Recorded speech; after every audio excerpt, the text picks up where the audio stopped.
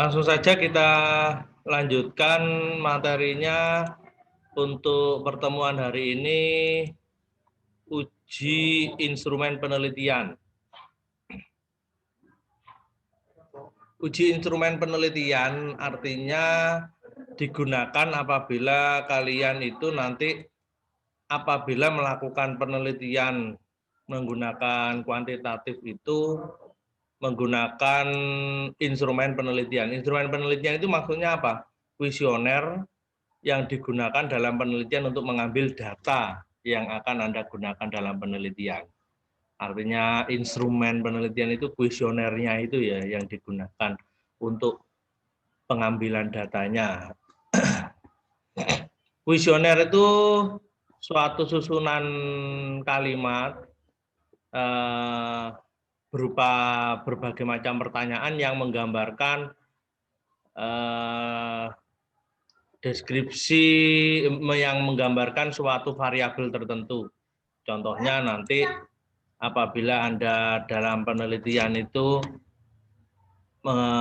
pengen mengukur loyalitas, kepuasan. Nah, itu cara pengukurnya itu nanti menggunakan kuesioner itu. Contohnya seperti ini. Kalau kalian ingin melihat suatu penelitian apabila nanti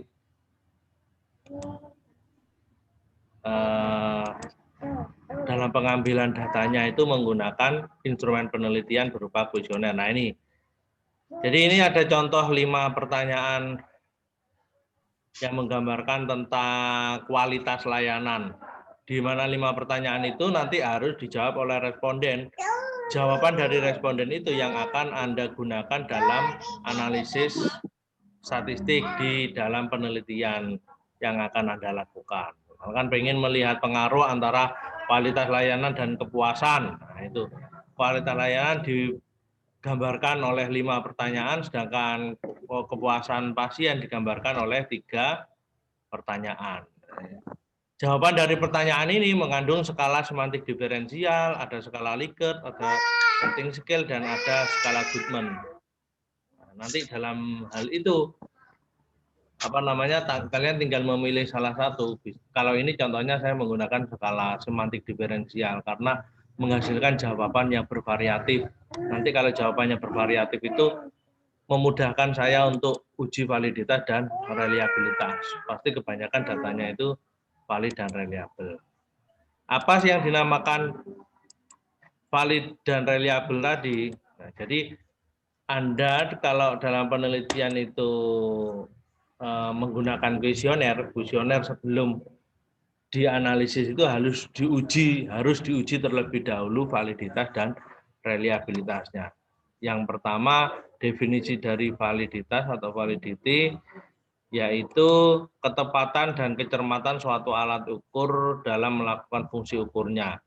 Itu definisi dari validitas atau validity. Sedangkan definisi dari reliabilitas atau reliability yaitu keterpercayaan, keterandalan, keajakan, kestabilan, dan konsistensi sejauh mana hasil suatu pengukuran dapat dipercaya. Ini adalah definisi dari reliability atau uji reliabilitas. Tujuan dari uji validitas yang pertama mengetahui sejauh mana ketepatan yang diperoleh dari penyebaran kuesioner. Jadi kuesioner yang Anda gunakan dalam penelitian untuk mengambil data itu harus diuji validitas, di mana tujuannya mengetahui sejauh mana ketepatan yang diperoleh dari penyebaran kuesioner. Yang kedua, metode atau rumus yang digunakan adalah korelasi produk moment person. Rumusnya seperti ini. Nah, nanti cara pengambilan kesimpulannya suatu pertanyaan itu tadi dikatakan valid apabila nilainya lebih dari 0,3. Ini nilai kesepakatan. Kalau nilainya lebih dari 0,3 dia dikatakan valid, kalau nilainya kurang dari 0,3 dikatakan tidak valid. Kurang valid, tidak valid ya.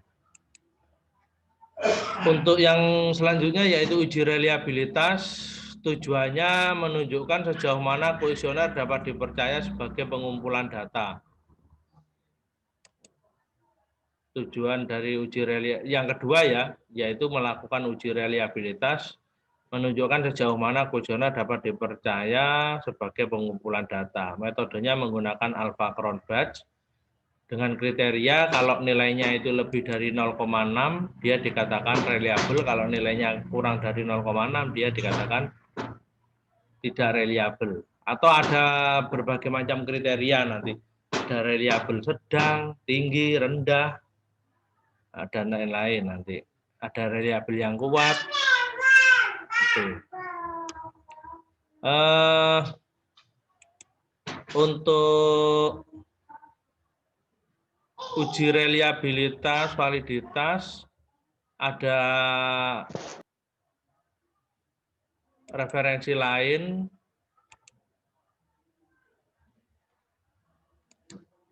Ini yang sebentar saya carikan referensinya.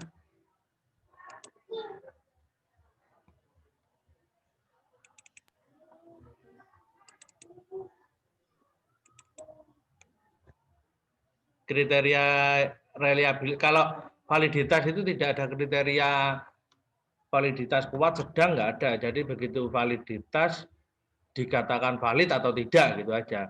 Kalau valid ya langsung digunakan dalam penelitian, kalau tidak valid, pertanyaan yang tidak valid itu nanti bisa diganti oleh pertanyaan mana saja yang valid. Kalau reliabilitas baru ada kriterianya, bisa validitas sedang, rendah, atau tinggi ya, seperti ini.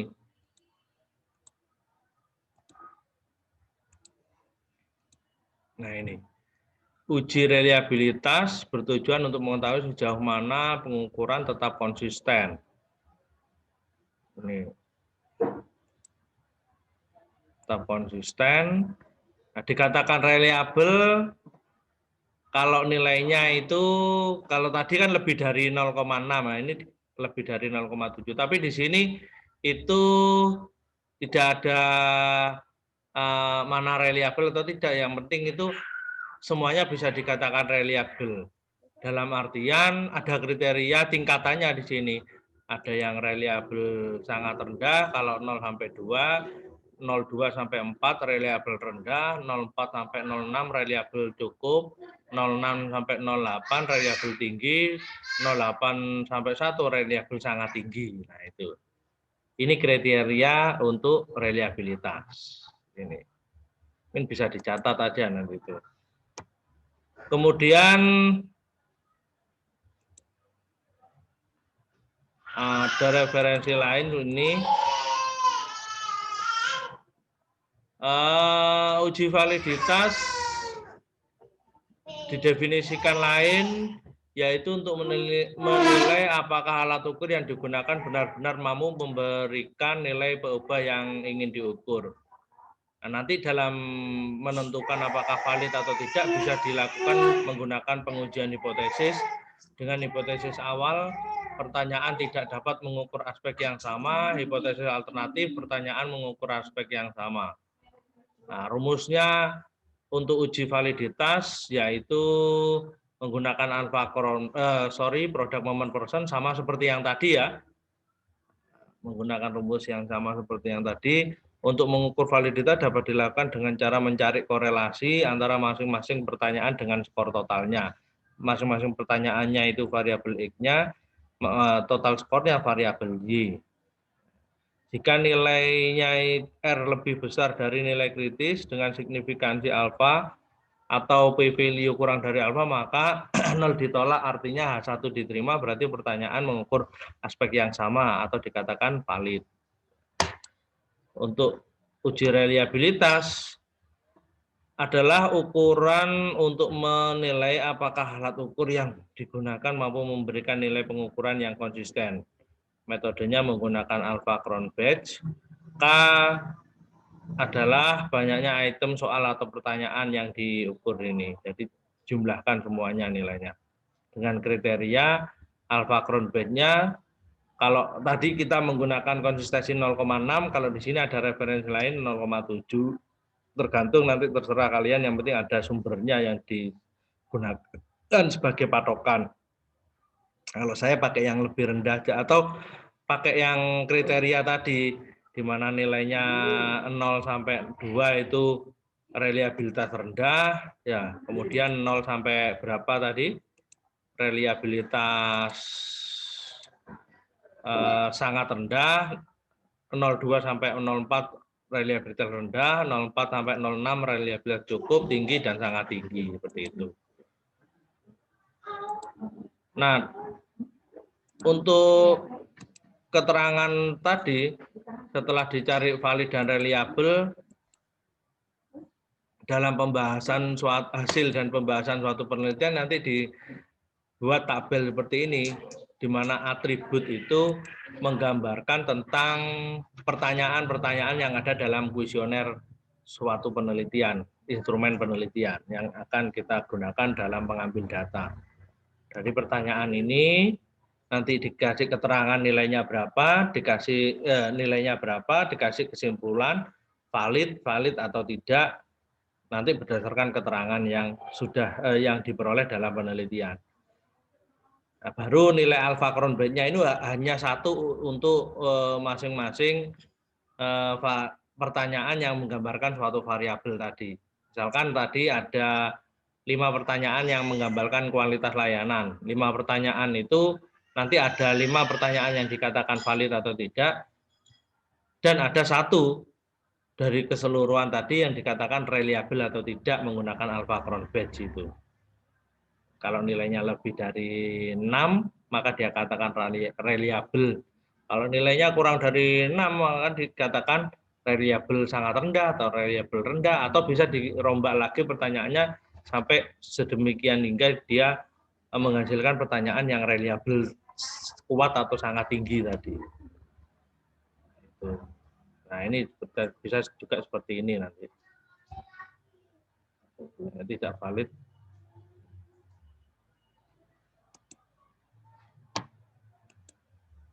Kemudian langkah-langkah dalam uji instrumen penelitian atau uji validitas dan reliabilitas tadi, dalam survei atau penelitian yang Anda lakukan dalam gune sholatan ini. Maaf ya, sebentar, itu ada cari HP itu istri saya. Jadi ada langkah-langkah dalam melakukan uji instrumen penelitian atau validitas dan reliabilitas ini. Yang pertama dibagi menjadi 2, ada survei pendahuluan dan survei inti. Survei pendahuluan itu mencoba kuesioner item pertanyaan tadi di lapangan paling sedikit 30 responden terlebih dahulu sebagai batas sampel besar dalam statistik. Nah, kalau dalam 30 itu sudah valid dan reliable, maka langsung dilanjutkan ke sisanya tadi. Misalkan dalam penelitian itu kita menggunakan respondennya 100 ya. 100 itu kita sudah menggunakan 30, tinggal melanjutkan lagi 70 ya. Dari itu nanti kita lakukan survei inti, yaitu mengambil 70 sisanya. Total 100, dari 100 itu nanti kita lakukan lagi uji validitas dan reliabilitas. Seperti itu nanti langkah-langkahnya. Kemudian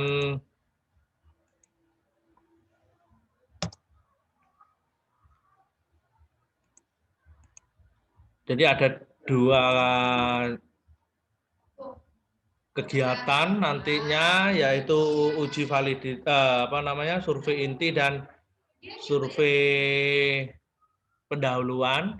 Survei pendahuluan itu memperlakukan penyebaran kuesioner kepada 30 responden terlebih dahulu. Dari 30 responden nanti diuji valid atau tidaknya, reliable atau tidak. Kalau misalkan tidak valid, tidak reliable, nah kan masih 30 responden yang masih kecil ya, nanti kita rombak lagi pertanyaannya sampai pertanyaan benar-benar valid dan reliabel dari kuesioner tadi. Kalau sudah 30 itu valid dan reliabel, langsung kita lanjutkan ke survei inti. Survei inti yang terakhir tadi, misalkan kita mengambil respondennya itu 150, kita sudah ngambil responden 30. Survei intinya berarti 150 dikurangi 30, 120 kita ambil kelanjutan untuk melakukan survei inti tadi kepada 120 responden itu. Jadi 120 responden itu, kemudian dari 120 responden itu kita lakukan uji validitas dan reliabilitas dari 150 total gitu ya. Itu tadi. Kemudian metodenya untuk tekniknya ini ya sama semuanya kayaknya itu. Cara perhitungan mau tanya. Ya. Pak, itu maksudnya gimana ya, kok saya tidak bisa membayangkan? Kayaknya sulit gitu loh, Pak. Ya. Saya langsung praktekkan saja ya. Misalkan saya akan melakukan suatu penelitian di mana pertanyaan dari kuesioner yang saya akan gunakan dalam penelitian itu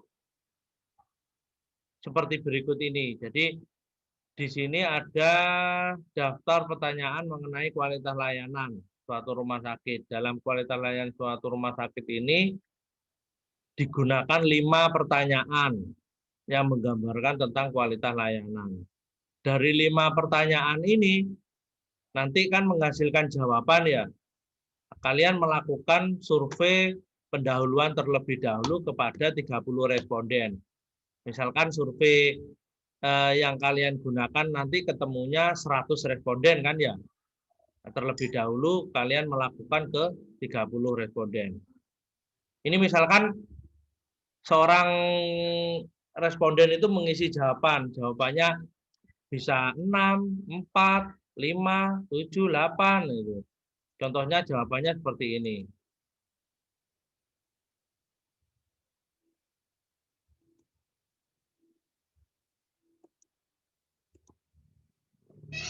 Nah, misalkan contoh jawabannya seperti ini ya.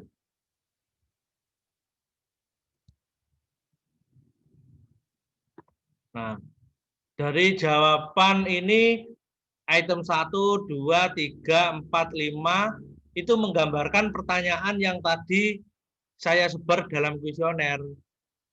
Itu paham kira-kira dari sini? Oke, Pak. Kalian misalkan nanti ya. Kalian misalkan bayangkan dulu ya. Kalian bisa membayangkan dulu kalian itu melakukan suatu penelitian. Di mana dalam penelitian itu kalian sudah punya kuesioner yang akan Anda gunakan dalam penelitian. Kuesionernya seperti ini contohnya. Nah, apabila dalam penelitian itu nantinya menggunakan kuesioner, harus diuji terlebih dahulu validitas dan reliabilitas dari hasil penyebaran kuesioner yang Anda gunakan dalam penelitian. Paham ya kira-kira ya? Iya, Pak. Contoh, nah, dari hasil jawaban yang Anda lakukan penyebaran kuesioner tadi, terlebih dahulu Anda lakukan yang dinamakan survei pendahuluan. Survei pendahuluan itu melakukan penelitian penyebaran kuesioner kepada 30 responden terlebih dahulu. Diperoleh jawaban ke 30 respondennya itu, nah seperti ini contohnya. Ini 1 sampai 30. Ini 30 ya, karena satunya itu jawaban dari item pertanyaan ini. Item 1, item 2 ini Artinya pertanyaan 1, pertanyaan 2, pertanyaan sampai 5 yang menggambarkan dari kuesioner yang saya gunakan dalam penelitian tadi tentang kualitas layanan. Paham ya maksudnya? Oke, Pak, paham. Untuk uji validitas, maka digunakanlah total skor. Karena tadi kesimpulannya seperti itu ya, dari rumusnya pun seperti itu. Total skor itu penjumlahan dari semua jawaban yang ada dalam pertanyaan yang menggambarkan kualitas layanan. Nah, setiap itu tadi ya, 1 sampai 5 itu untuk responden yang pertama ini. Setiap per orang gitu, Pak, di totalnya. Iya, setiap per orang di totalnya. Misalkan Musdalifah ini jawab kualitas layanan tentang kualitas layanan ya. Jawaban pertanyaan 1 dari Musdalifah ini apa? Jawaban tentang ini pertanyaan layanan cepat pada pasien. Musdalifah jawab apa? Melingkari apa? Bebas saja, 7. Terus kemauan untuk membantu pasien. Milih apa, Musdalifah? 8. Terus melakukan layanan sesuai dengan prosedur yang benar. 5. Terus petugas kesehatan menangani pasien dengan penuh perhatian. 8. Dan seterusnya jawaban dari Musdalifah dan teman-teman dari 23 ini nanti direkap ke dalam Excel sehingga menghasilkan jawaban yang seperti ini. Untuk 30 responden terlebih dahulu ya, karena survei pendahuluan. Dari jawaban 30 itu nanti di total skor, di mana total skor itu adalah penjumlahan ya. Penjumlahan sama dengan sum ya. Sum item pertama sampai dengan item kelima. Nah, itu. Jadi totalnya seperti ini, total skornya. Dari total skor dan hasil jawaban dari kuesioner untuk survei pendahuluan, kita lakukan uji validitas dan reliabilitas. Rumusnya tadi sudah ada. Tergantung kalian nanti seorang peneliti ingin menghitung secara manual atau menggunakan aplikasi program. Kalau ingin menggunakan aplikasi program atau software, ya kita menggunakan bantuan SPSS saja. Klik, nah itu. Mana caranya, Pak? Ini sudah. Jadi jawaban yang sudah kalian tulis di Excel tadi, sudah di Excel ini, sudah di Excel ini ya. Itu kamu copy paste, kalian copy paste, Anda copy paste, Ctrl C ya, Ctrl C, langsung Ctrl V pindah ke SPSS sehingga menghasilkan jawaban seperti ini.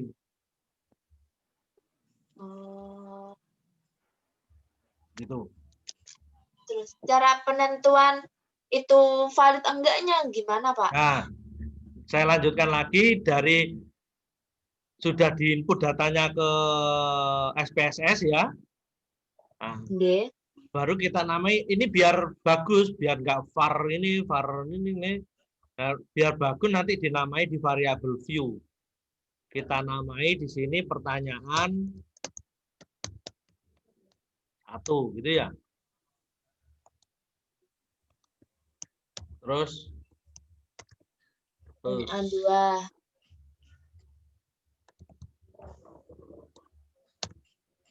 Terus pertanyaan 2 biar gampang.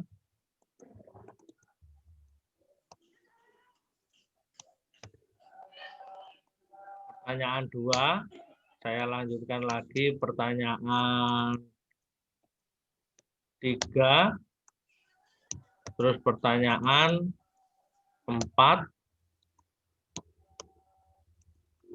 pertanyaan 5.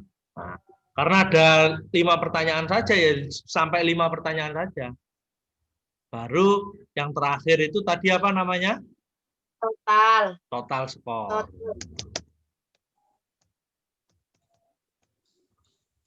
Total skor penjumlahan dari semuanya tadi. Biar gampang ngitungnya nanti langsung dihitung ke itu saja apa? Ke SPSS saja, ke Excel saja untuk ngitung total skornya itu.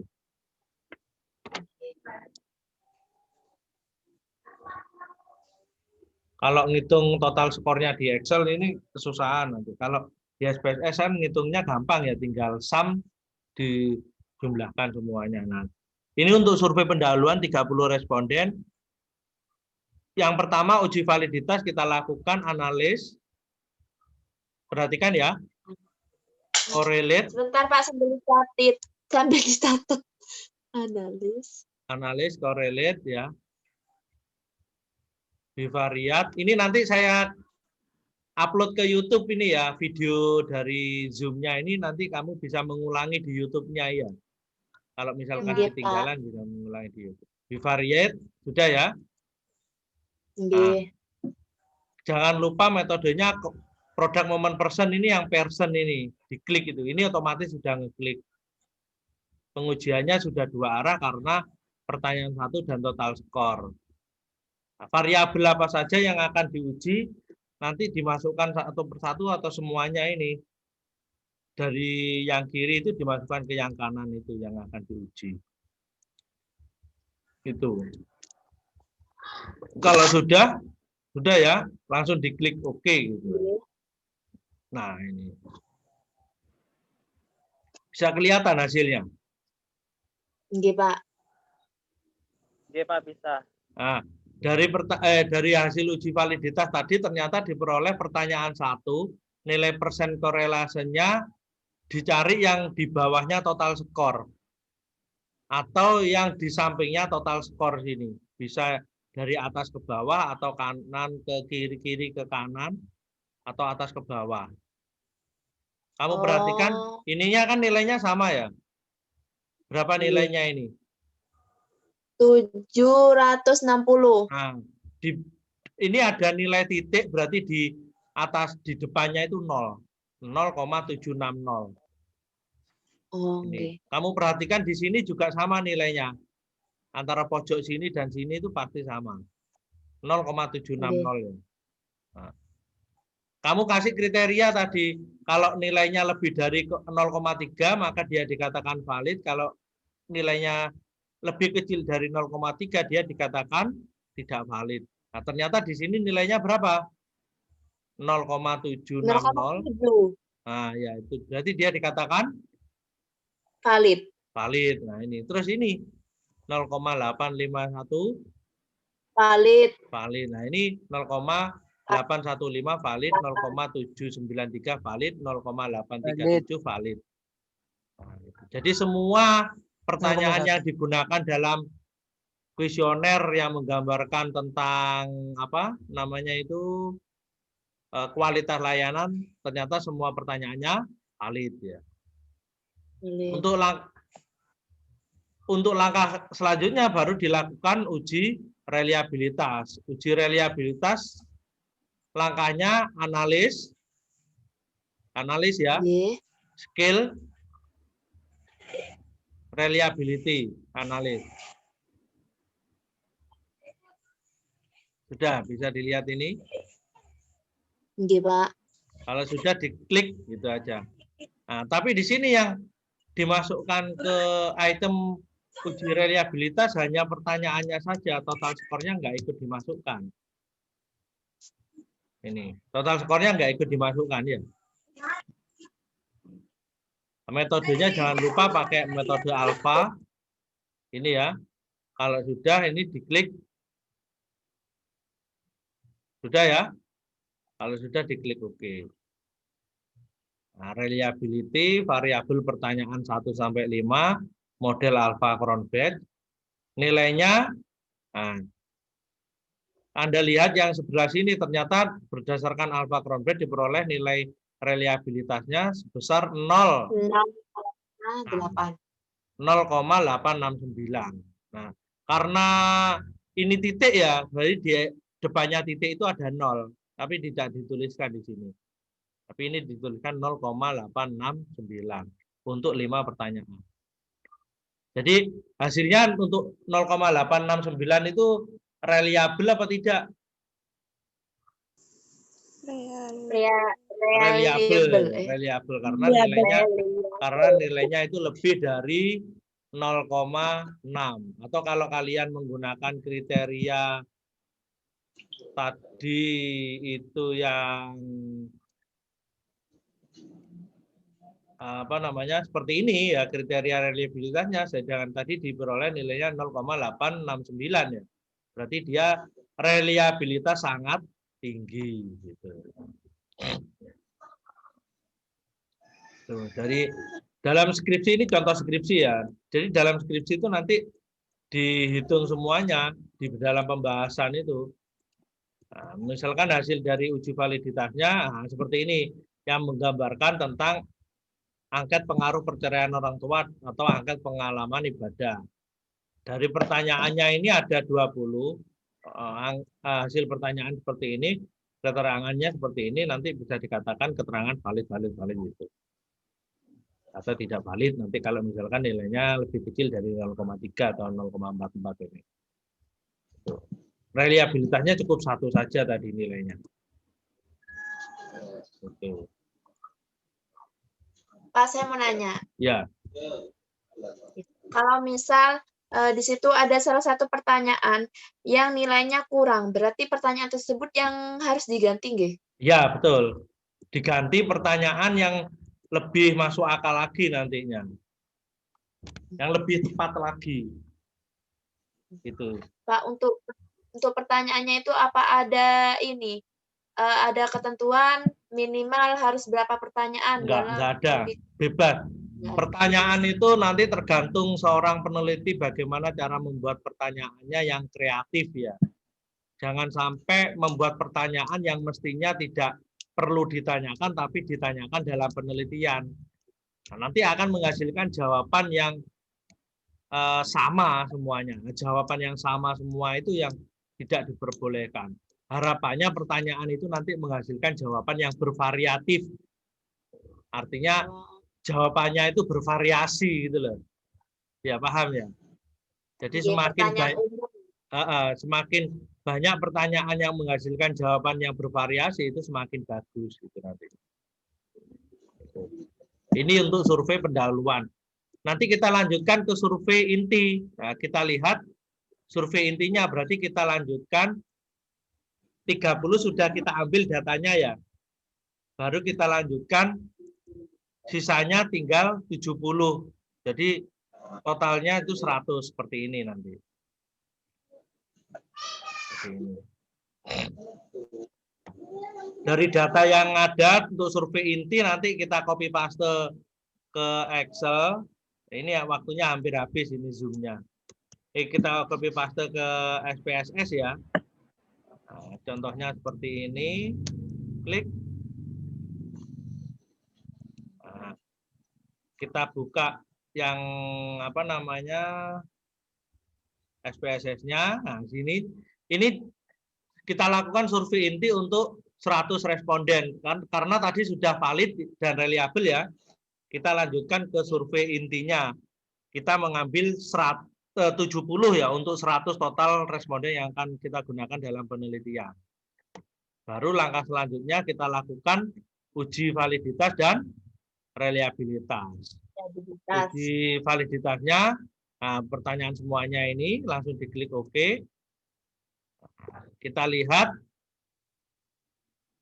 nilainya, apakah ada yang lebih kecil dari 0,3, ternyata tidak, maka dia dikatakan valid semua karena nilainya lebih dari 0,3.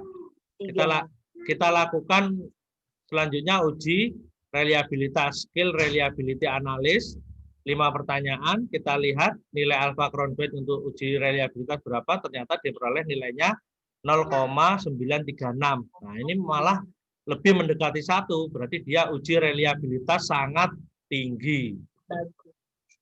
Artinya pertanyaan, hasil jawaban atau kuesioner yang akan kita gunakan dalam penelitian ini, dia dikatakan valid dan reliable.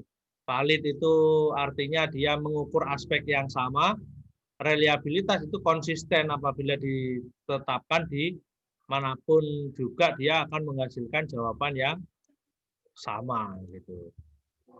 Itu arti dari validitas dan reliabilitas.